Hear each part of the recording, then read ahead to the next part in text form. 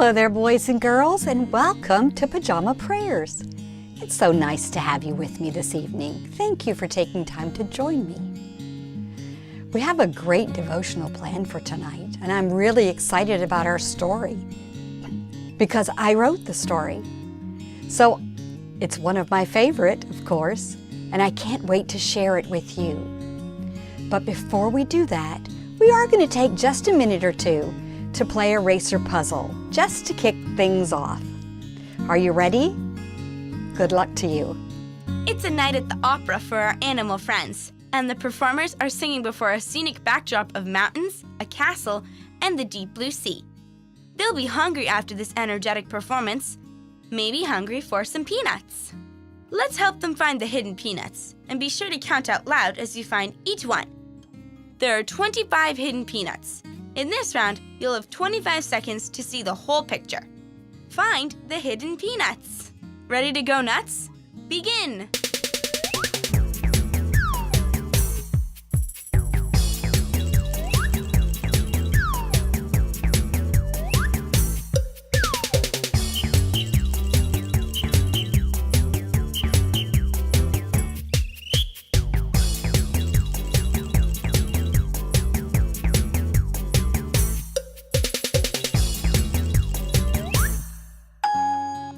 How many peanuts did you find? If you found 10, that's a good start. Okay, let's try it again. Only this time, you'll have a whole minute to find as many peanuts as you can. Ready? Go!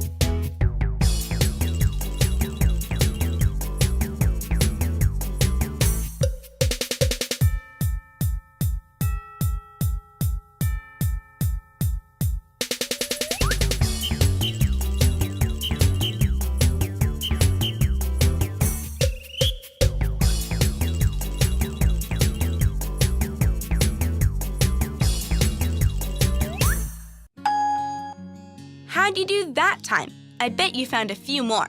If you found 15, you're a nutty buddy. And if you found 20 or more, you're an official nutcracker. Okay, let's go through the whole picture and see where all 25 of the peanuts are hidden.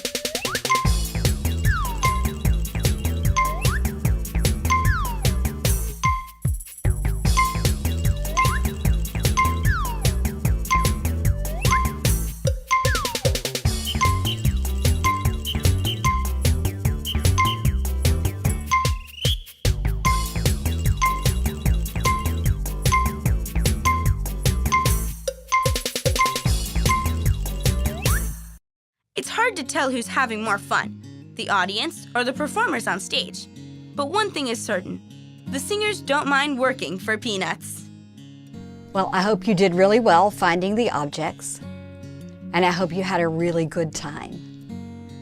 And now we're going to go to the story. Our story is a little bit longer tonight than it usually is, but I think it's a good story. The name of the story is Smiley's Christmas Eve. And it took me a while to write it, boys and girls, and get it published, but it was a fun process and something new that I learned how to do, and I'm really thrilled to share it with you. I hope you enjoy it. Listen while I read Smiley's Christmas Eve.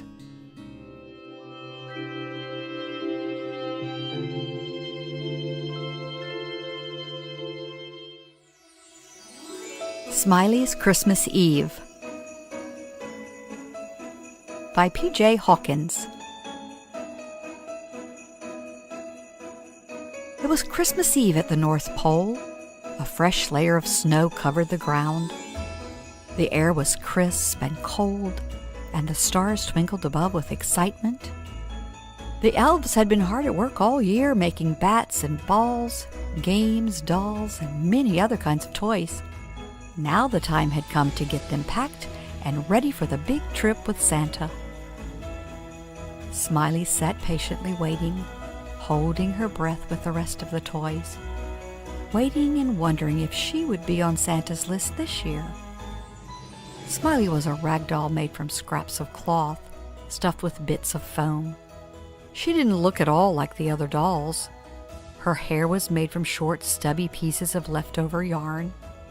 The foam stuffing poked out in the most peculiar places and made her appear quite lumpy. Her dress was a patchwork of bits and pieces of multicolored fabric from the scrap box. A beautiful big smile had been carefully stitched on her face. But Smiley was not happy. She felt alone and sad. What if no one wanted a rag doll this year? Doesn't anyone play with rag dolls anymore? Smiley thought to herself. Santa put on his spectacles, leaned back in his rocker, and unrolled a very long wish list. After giving thoughtful consideration to each request, he selected just the right toy for each girl and boy. The workshop was silent. All the toys held their breath, hoping that they would be on Santa's list. For 12 long months, they had dreamed of the Christmas Eve ride from house to house in Santa's bright red sleigh. They wanted so much to hear the jingle of the sleigh bells and feel the cold wind blowing around them. But more than anything, they wanted to see the delight on the faces of the children as they opened their presents on Christmas morning. Some of the toys had spent all year at the workshop because they had not been on Santa's wish list last year. They had been given chores to do, and throughout the year had helped Santa with his elves prepare for this Christmas. The work was not hard. In fact, it was even fun most of the time. Still, it was the dream of every toy to find a home of their very own someday. A home of my own, thought Smiley. Oh, how I would love to have my very own special place. Someone to sing and laugh with. A place with my very own friend to share my dreams. Smiley had spent the last 2 years around the workshop. And while she enjoyed working with Santa and his elves, she still dreamed of finding that special someone to call her own. Only a few toys remained as Santa neared the end of his list. Then it happened. Smiley heard those dreaded words once again. "Well, that's all for this year," said Santa, as he leaned forward in his rocker and took off his spectacles. "Pack it up. Don't forget to pack a few extra bears. You never know when they'll be needed." And with just a few more hours until Christmas Eve, everyone must work hard to have everything ready to go on time. Smiley felt as if her heart would break. She blinked back a tear that was trying very hard to make its way down her cheek. "Think happy thoughts," she said to herself. This always seemed to work before when she had been disappointed. Smiley knew all of those not going on the sleigh would now be given chores. She couldn't cry now. She just couldn't let Santa see a tear stain on her face. She wanted to look her best for him. At that very moment, Santa called her name. "Smiley," said Santa, "you will be in charge of seeing to it that all the dolls going with me have all their belongings with them. It's a big job. Can you handle it?" "Yes," Smiley said in her bravest voice. For the moment, her disappointment seemed to disappear. The smile that had been stitched on her face seemed to glow and brighten her whole face. She felt proud that Santa had given her such an important job. "Smiley," called Santa. There was a short pause. For a brief moment, Smiley's heart seemed to stop beating. Oh, what could it be? What was on his mind? "You helped me last year, didn't you?" he asked. Whew, with a sigh of relief, Smiley quickly replied, "Yes, I did." "Well, then I'm sure you'll do a fine job again," he said. "What a beautiful smile," Smiley heard him say as he turned to walk away.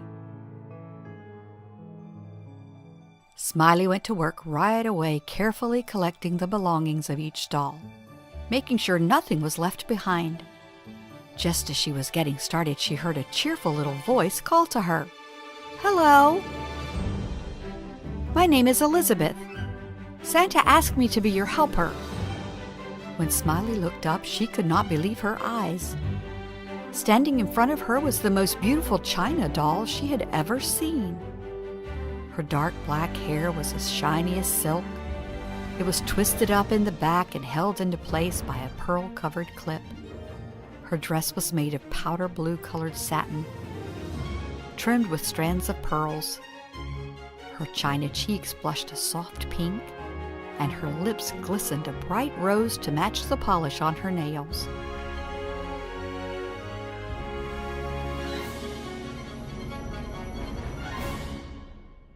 "How is it that no one wanted her?" thought Smiley. "She's so perfect. Surely this must be a mistake. And how was it that she could be so happy about not being on Santa's list?" Elizabeth. What a beautiful name, thought Smiley. It sounds so royal. "How could someone so beautiful not be on Santa's list?" asked Smiley kindly. "Oh, no one asks for china dolls anymore," Elizabeth replied. "Doesn't that make you feel sad?" Smiley asked. "Oh, no, not at all. Actually, I was hoping that I wouldn't be on Santa's list. I would love more than anything to go on the sleigh ride with Santa. But this is where I want to stay." "I don't understand," said Smiley with a puzzled look. "Don't you want someone of your very own to share your dreams with?" "Yes," replied Elizabeth. "That's exactly what I want. But that's not what happens to china dolls. We are fragile and expensive. No one ever plays with us. They say nice things about us and sit us on a shelf or a bed for people to look at. Imagine spending every day just sitting. That is definitely not the life for me." And with that said, they went to work.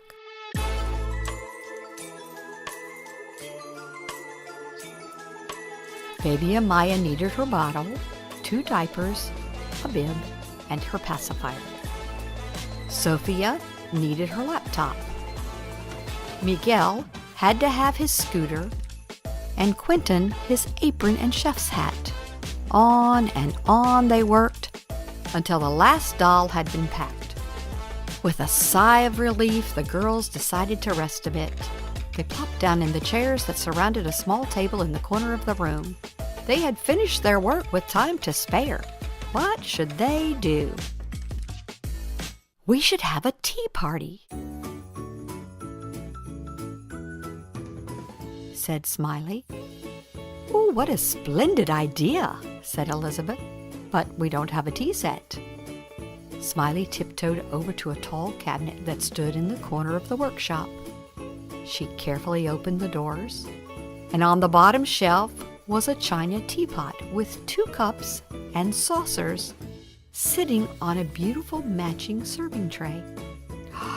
"Where did you get that?" exclaimed Elizabeth. "It's beautiful. One day I was helping the elves and I found it in a pile of broken toys," said Smiley. 2 of the cups were chipped and the saucers cracked.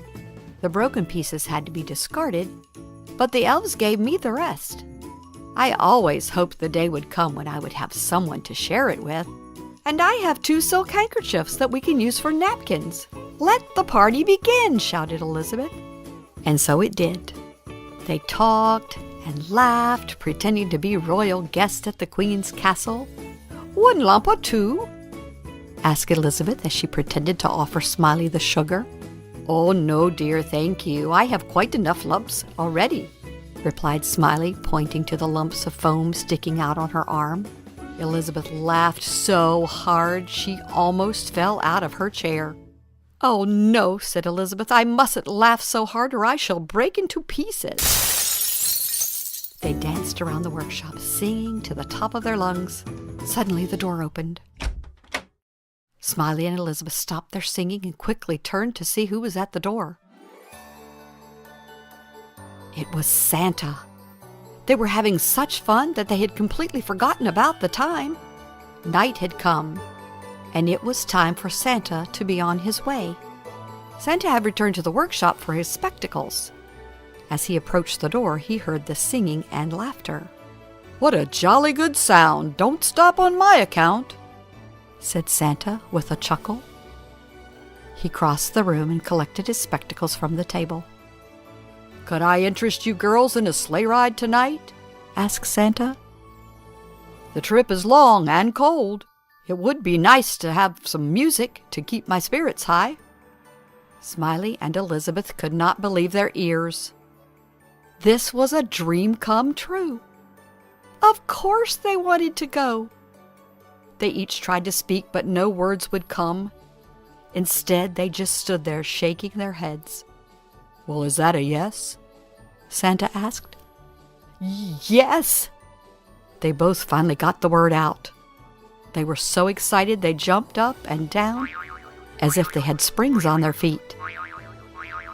"Well, come then, we must hurry," Santa said, as he bundled them in blankets to keep them warm. All night they sat beside Santa. From rooftop to rooftop they sang. Santa even joined in on occasion. It was just before dawn, and Santa was making his last stop. Elizabeth was snuggled in her warm blanket, fast asleep. "Well, this is our last stop," said Santa. He glanced over at Elizabeth, soundly sleeping, and chuckled. "It looks like it's just the two of us from here on out. Would you like to go down the chimney with me?" he asked. Smiley's eyes twinkled with excitement. Her smile brightened. "Yes," she replied. Santa tucked her in his pack, and down they went. The landing was a little bumpy, and since Smiley was in Santa's pack, she couldn't see. But as soon as they were inside, Santa opened his pack and lifted her out. Smiley gasped as she looked around at the beautiful house. The tree was so big and was decorated to perfection. On the table beside the tree sat a plate with 2 cookies and a glass of milk. There was an envelope leaning against the glass of milk. In it was a note to Santa. Santa gave Smiley the milk and cookies. Then he carefully opened the envelope and began to read the note. It said, "Dear Santa, I am sorry you didn't get my wish list this year. Mommy forgot to mail it. I know this is short notice, but if you could leave me something tonight, I would be so happy. Love, Zoe." Santa looked in his pack and saw the extra bears that had been packed. He started to reach for one and then stopped. He remembered hearing Smiley talking to one of the elves one day about wanting a home of her own. "Smiley," said Santa, "would you like to stay? I know how much you've been dreaming of a home of your own. Zoe is a very good little girl, and this is a beautiful place," he added. Smiley didn't know what to say. Santa was right. She had always said she wanted a home of her own. Her heart began to race. She felt as if she could hardly breathe. She should be so happy, but instead she felt confused. This seemed so sudden, and things were different for her now. There was her new friend Elizabeth, and she enjoyed so much the time they had spent together. And what about all the work she helped with at the workshop all year long? Who would help if she were to leave? And what about Santa? She was the only one left to keep him company on his ride back home. Home, thought Smiley. The word seemed to shout at her. She paused for a minute to ponder the thought. I have had a home all along. I already have my own special place, she thought. She was so caught up in her thoughts she hardly heard Santa. It's up to you, he said. I can't stay, said Smiley. I already have a home. You're absolutely right, said Santa, as he reached into his pack, took out one of the bears and placed it under the tree for Zoe. He bent down and gently scooped Smiley up in his arms. Let's go home, he said. And up the chimney they went. They climbed into his sleigh. And as they flew away, he gave a gleeful shout. Ho, ho, ho! Merry Christmas! The end. Did you enjoy that story?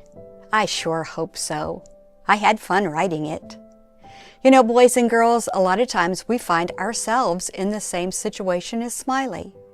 We're just not content with what we have. We think something's out there that's better and we just want it. But as Smiley found out, if she had just been patient, if she had just opened her eyes to see she really was exactly where she wanted to be. She was just a little confused about it because she felt like she had this idea that being somewhere else was going to be better, or doing something different would be better. The best place for us to be, boys and girls, is right where God puts us. He says in His Word that He had plans for us, and they were plans for good and not to harm us. We can trust God. To follow His plan is the best thing you can ever do in your whole life. This week, I would love for you to just pray and talk to Jesus and just ask Him to help you be content with where you are and to do your best at everything you do until He moves you elsewhere for another something that He has planned for you. He has great plans for you. So enjoy where you are now and enjoy where He takes you. He's a good God, boys and girls, and He loves you so much that He would never bring harm to you. He's always watching over you and always being with you. I hope you have a great holiday season, the rest of it, a Merry Christmas. And know that I love you to pieces. And come back again next Saturday for another great story. Until then, turn to someone there with you and say, you are worth more than you know, capable of more than you think, and loved more than you can imagine. Good night.